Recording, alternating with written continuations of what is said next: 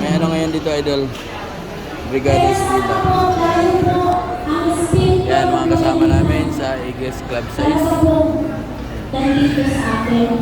Ay mag-Brigada Eskwela kami ngayon. Nandito po sa atin.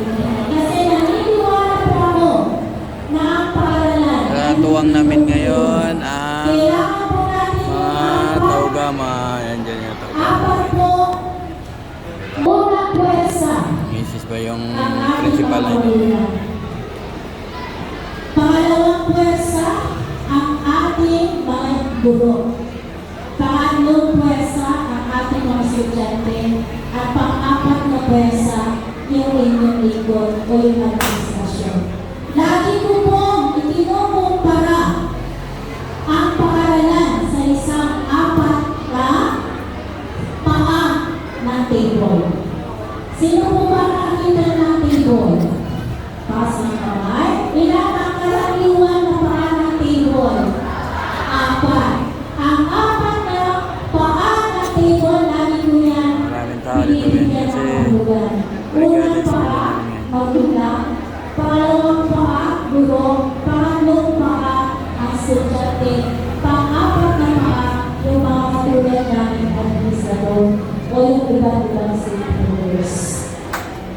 Sa tingin niyo po ba, kapag yung apat sabay-sabay umuuhan sa table, pantay ba ang table? Matatag ba ang table?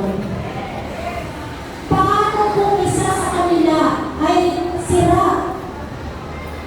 Paano kung yung isang paa ng table hindi na functional? Ano po mangyayari sa table na yan?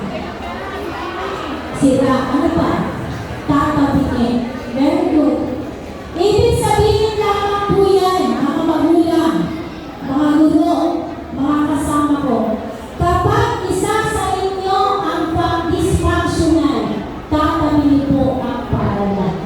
Ang guro po natin, napakasipag magturo yan. Kahit maaga gigising yan, para makapagturo na ayos. Balik Ang Eskwela, Brigada. magulang din, napakasipag din sumuporta sa lahat ng mga programa natin.